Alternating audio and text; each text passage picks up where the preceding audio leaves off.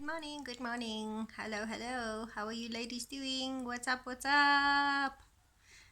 Um, we're still self-quarantining and so I'm at home for the next couple of days, but I have a verse for somebody today, and the verse is Psalm 9 verse 18. For the needy shall not be forgotten, and the hope of the poor shall not perish forever. And this has led me to the next thought pattern that I have, that there have been many, many, many times in my life that I have been in a place where my situation has felt hopeless. I remember a specific day when just before my divorce, and I was sitting on a bed and I was just sobbing, and I could not stop crying. I was bawling my eyes out. And I remember the feeling of absolute hopelessness, of absolute feeling like there was nothing more to live for. And I've had a look back over the last couple of years, and I don't know who this is for today, but I do believe in my heart that it is for somebody.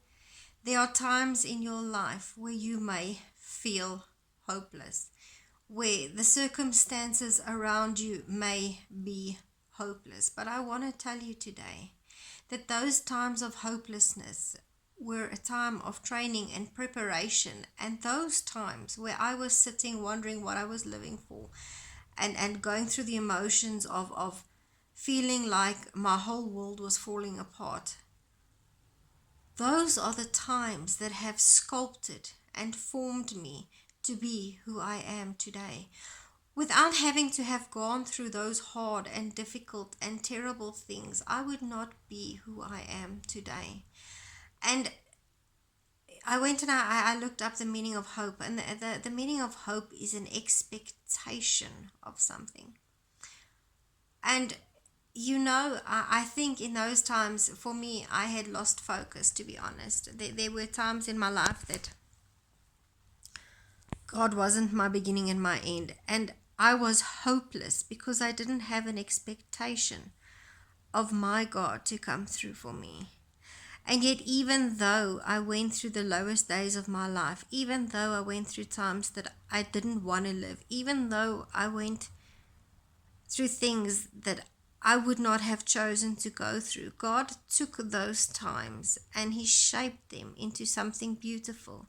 He turned and He molded and He made me into the person that I am today by those hard times. So I know that there are times in life where things look hopeless, and where in reality it is hopeless. But when you have an expectation of your God to come through for you, you can never go wrong. I say it and I'll say it again.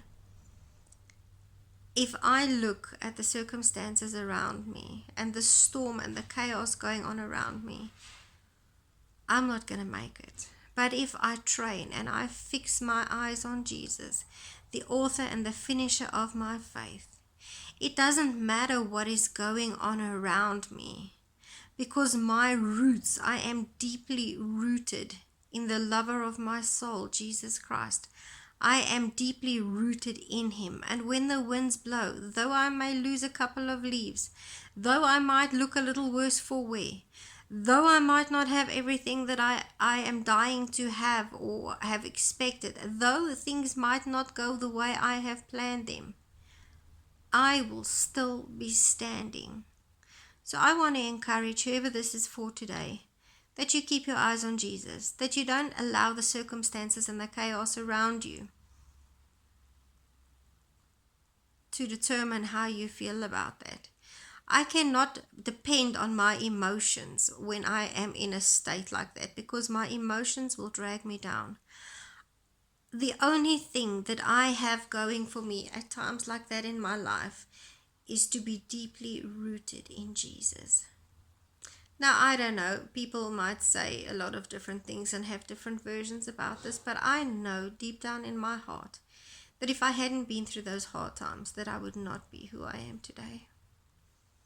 And I am definitely not where I want to be, but I am not where I was.